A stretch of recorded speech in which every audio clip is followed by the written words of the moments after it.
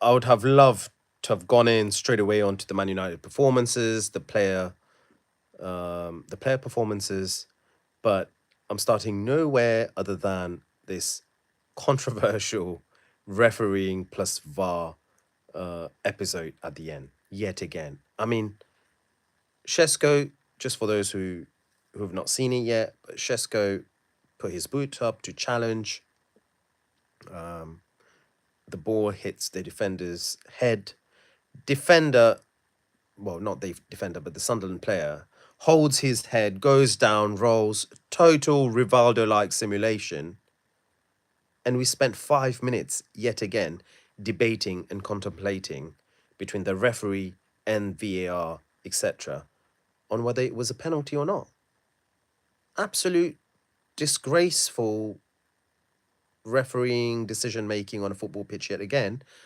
But this time, we've finally come to our senses, and eventually, he said there was no foul.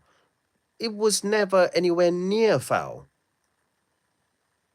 Even if there was a little bit more contact from Shesko, it shouldn't have been a penalty because they were both going for the ball. Shesko was ahead of the Sunderland player, put his boot up. This guy came in, didn't make contact with the Man United player, and rolled down like he got hit by a ton of bricks when it was just a football. I think teams in the what we're going to see with this new standard of refereeing, the new rule set, etc., we're consistently going to look at we're consistently relying on VAR's intervention, and we're consistently going to find players trying to cheat more and more, dive, simulation. There was a stage where we were booking for diving, for simulation. This should have been another yellow card, but anyway, wasn't to be. So I'm also not too sure whether the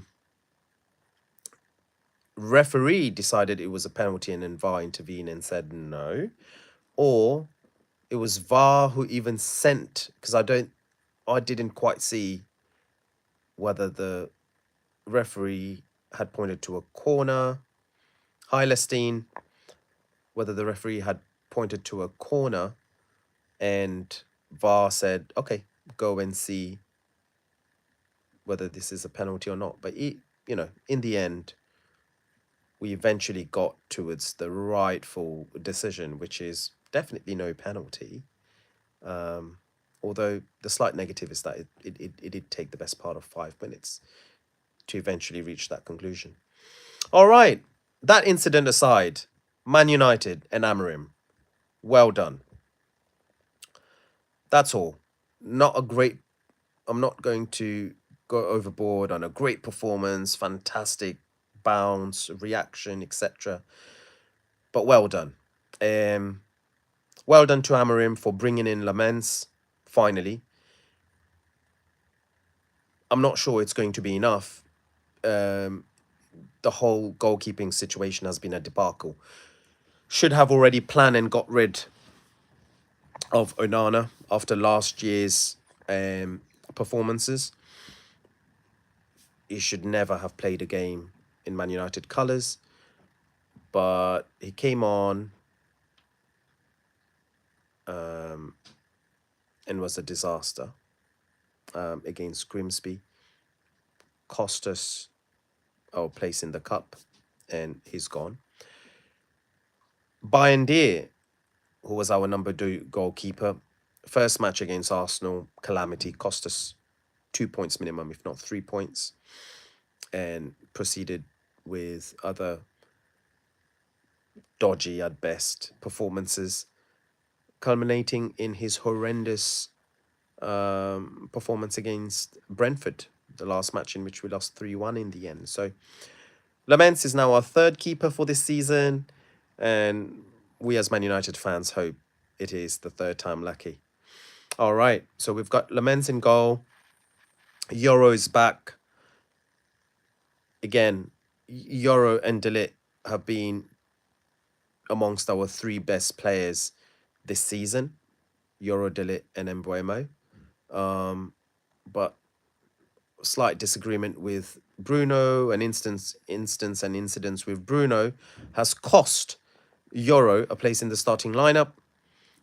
Amorim was to blame for that, but he's rectified it again this match. Turns out that Shaw is also playing well because Delit is back into centre half position, middle centre half position. So that entire back line, in my opinion, should now not be touched. And this is where we go into the second half, and I want to see what Amorim ends up doing. Does he still bring back Maguire? Does he tinker with that defense again? I hope not. That centre back, the three other back. Now, the two wing backs, that I think we've got work to be done. I understand, unlike other people, and quite a few friends have been asking, oh, why the hell is our left wing back playing instead of Dorgu? I understand there's a little bit of favoritism. It's about getting him in the team. But at the same time, Dorgu has not been playing very well or very consistently. Dorgu has got all the potential in the world to be a world beater as a left wing back. It's just he goes missing in games. Decision making has cost him,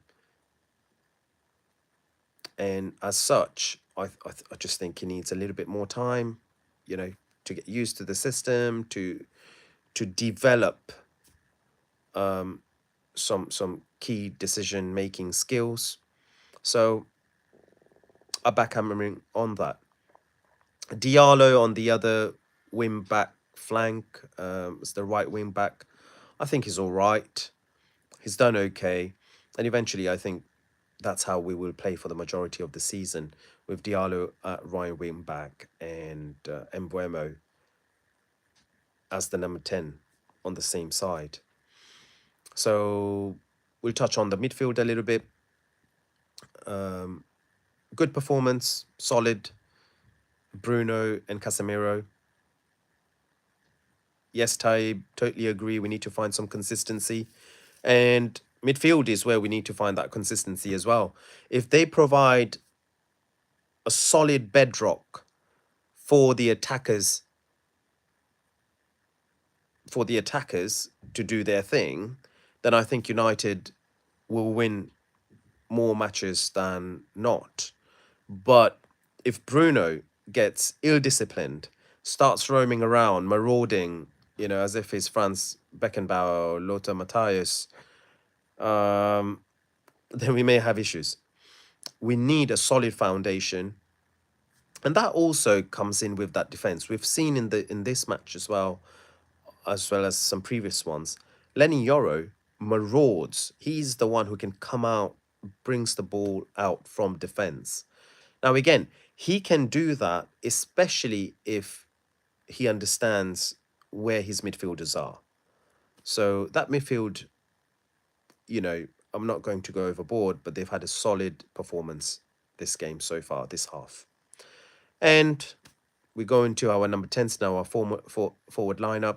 Embuemo has been Embuemo, solid performance, got the assist for the first goal, feeding the other number 10, Mason Mount, who gets on the score sheet. And the second goal comes from a set piece, a throw in, and a long throw in knocked on by the defense straight onto Benjamin Sesko, who's our number 9 today. And he gets his goal. I was just saying, Sesko just looks like a man mountain, doesn't he? He towers over everybody else. Similar feeling to what Zlatan Ibrahimovic gave. You've got big forwards, you've got big players, but not everyone is unashamedly big. Shesko is one of them. He stands tall. In many ways, is a bit like Rocky IV when he faces the Russian boxer. The name escapes me, but yeah, unashamedly big. He'll stand tall. He'll give as good as he gets. So I'm glad he got one of, a striker goal, a poacher's goal. So get in, Chesco. 2-0. It's the least that Man United deserve, and it's been a commanding performance. So that's my thoughts on the second half. Let us know. Let me know what your thoughts were, and I'm hoping for a little bit more of the same in the second half because of Amram's tinkering, changing of the system, etc. I don't think we've been finishing games strong, but some positives. I'm glad we're starting to gel, look stronger physically, and starting to find new ways to score. Like for example, um, he's been getting players in the box for corners, defend aggressively and attack. So I think we'll be scoring some more goals from corners, from set pieces, from throw-ins. So I'm looking forward to this new change and added potency in United's attack. Um, just a word, just a word on the goalkeeper. Just a word on the goalkeeper. Again, I'm not going to go overboard. Sorry, I just had to regulate the heating here. Just a word on the goalkeeper. I think again we won't go overboard. I don't think you know the world knows about him, so they don't know. They haven't assessed his weak points. They haven't really tested him, so he's going to have much bigger, greater tests ahead. But so far, so good. He's looked very assured. The players, more importantly, look confident. I think a big part of goalkeeping, modern day goalkeeping, is you've got to bring confidence in your defense, number one, and your players overall. If players are not confident in your ball playing skills, they don't pass you the ball. If the defense and in general, the defensive unit is not comfortable in your ball handling skills or you coming out to collect the ball, punch the ball, etc., they will start making decisions which they shouldn't. So far, Lamens has not put a foot wrong, touch wood, and long may it continue. So let's get back for the second half. Thank you very much, everyone, for tuning in. And come on, United, let's do it in